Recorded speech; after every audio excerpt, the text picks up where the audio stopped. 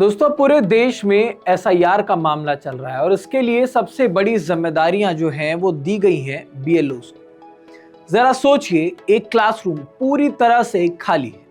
Board पर कल का होमवर्क तो लिखा है, लेकिन मास्टर जी गायब है। मास्टर जी मौजूद नहीं है। क्यों? क्योंकि आज उन्हें बच्चों को नहीं बल्कि वोटर लिस्ट को पढ़ाना है। और वोटर लिस्ट का जो ये निरीक्षण हो रहा है, बार बार घर घर जाकर जो काम किया जा रहा है, वो काम कोई और नहीं बल्कि शिक्षक कर रहे हैं। ये सबसे बड़ी जिम्मेदारी जो है ये शिक्षकों को दी गई है और शायद ये लग रहा है कि पूरे देश के अंदर शिक्षकों के अलावा शायद कोई और ये मामला या फिर ये जिम्मेदारी नहीं संभाल पाएगा। तो पहले ही वो वोटर लिस्ट का निरीक्षण जो कर रहे हैं वो कर लें, उसके बाद जो है बच्चों को पढ़ा लिया जाएगा। आपको क्या लगता है, ये सही है? आज जब बच्चे स्कूल में पहुंचते हैं, उनको ये उम्मीद होती है कि आज वो जाएंगे तो उनका जो भी विषय है आज उसे पढ़ाने के लिए उनके शिक्षक वहां पर मौजूद होंगे। उनसे वो आज पूछेंगे, 4 सवाल उनके मन में होते हैं कि आज मैं पूछूंगा कि ये सवाल था, ये मेरे मन में था, ये कैसे सॉल्व किया जाएगा। लेकिन वो शिक्षक उस दिन स्कूल में उपस्थित नहीं हो पाते क्योंकि उनके ऊपर से प्रेशर होता है। उन्हें टारगेट दिया जाता है कि इतनी वोटर लिस्ट है और इसे कंप्लीट करना है। और एक असहनीय पीड़ा में जो शिक्षक हैं वो लगातार दबे हुए हैं।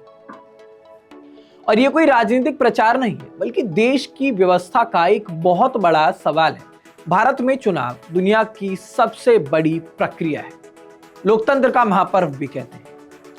वोटर सूची को अपडेट करने के लिए बूथ लेवल ऑफिसर्स यानी कि बीएलओ नियुक्त किए जाते हैं। जैसा कि मैंने आपको बताया, ये बीएलओ कहीं और से नहीं आते। अब हाल ही में सरकार और इलेक्शन कमीशन ने सरकारी स्कूलों के शिक्षकों को ये पूर्णतः ये जिम्मेदारी दे दी है कि वो आसानी से उपलब्ध होते हैं और आदेश मानने के लिए वो मजबूर हैं। तो ये पूरी जो जिम्मेदारी है वो उन्हें ही निभानी है, इस सरकार और इलेक्शन कमीशन की तरफ से बोल दिया है। जब एक शिक्षक बीएलओ बन जाएगा तो स्कूलों में होगा क्या? पीरियड्स कैंसिल होते हैं, बच्चों को पढ़ाई खुद करनी पड़ती है, वो मजबूर होते हैं, उन्हें जो सही लगता है वो अपने हिसाब से करते हैं। उनको कोई बताने वाला नहीं होता कि क्या सही है क्या गलत है, कौन से विषय में अगर उन्हें कुछ नई बात जाननी हो, उन्हें बताने वाला वहां कोई मौजूद नहीं है। एक टीचर यहाँ 3-3 क्लास संभालता है और पढ़ाई सिर्फ कागजों में सही दिख रही है। अब असलियत में बच्चे जो हैं वो पीछे छूटते जा रहे हैं और ये हकीकत है, ये कटु सत्य है। उनका नुकसान हो रहा है।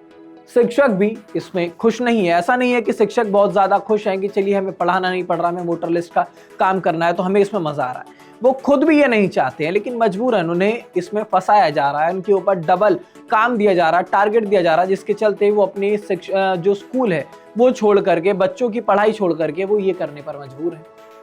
टीचर्स भी ऐसे में कहते हैं कि हम शिक्षक हैं, कोई सर्वे एजेंट नहीं। दिन में स्कूल और शाम को घर घर जाकर सर्वे करने का जो दबाव है उनके लिए असहनीय हो चुका है।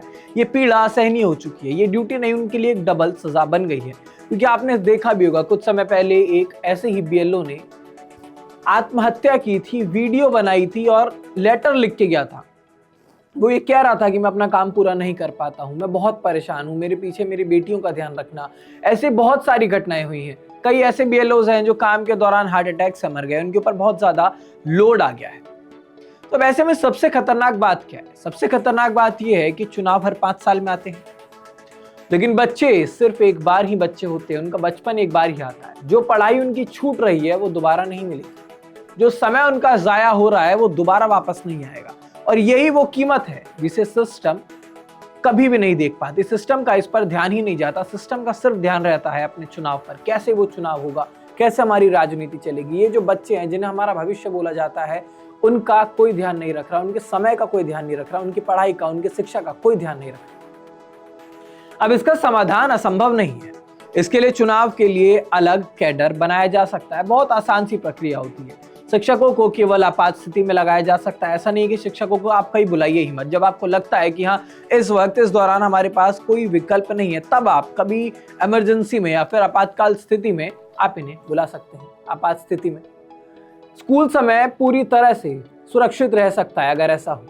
और सबसे जरूरी बात कि शिक्षा को स्पेयर सिस्टम समझना बंद किया जाए, तब जाकर के ये सारी चीजें होंगी। जब ये हमारे मन में आ जाएगा कि नहीं, शिक्षा से समझौता नहीं किया जा सकता, स्कूल के जो टीचर्स हैं उन्हें स्कूल में ही रहने देते हैं, अगर कुछ बहुत ज़्यादा इंपॉर्टेंट होगा तब इन्हें बुलाया जाएगा, तो शायद ये माना जाए कि जो सिस्टम है वो थोड़ा सा ठीक हो पाएगा। क्योंकि बच्चों का भविष्य स्कूल में टिका होता है। और इन शिक्षकों के ऊपर एक बहुत बड़ी जिम्मेदारी होती है। लगभग जो बच्चे हैं, उन बच्चों के जो माता पिता होते हैं, वो ये सोचते हैं कि स्कूल में जो टीचर्स हैं वो हमारे बच्चों को पढ़ा रहे हैं, लेकिन अगर वो जो टीचर्स हैं वो स्कूल में नहीं होंगे, वो गलियों में घूमेंगे और उसके बाद वो वोटर लिस्ट का निरीक्षण करते फिरेंगे, तो उसके बाद इन बच्चों के भविष्य की जिम्मेदारी, इनकी जवाबदेही कौन लेगा? अब ऐसे में सवाल आपसे भी है कि क्या एक लोकतंत्र मजबूत हो सकता है अगर उसकी नींव यानी कि शिक्षा कमजोर कर दी जाए? और सबसे बड़ी बात कि आपका भी बच्चा हो सकता है स्कूल में हो और उसके टीचर्स वहां पर नहीं जाते, तो क्या आपको ये ठीक लगेगा कि आपका बच्चा जब स्कूल पहुंच रहा है और वहां पर उसको टीचर पढ़ाने के लिए मौजूद नहीं है?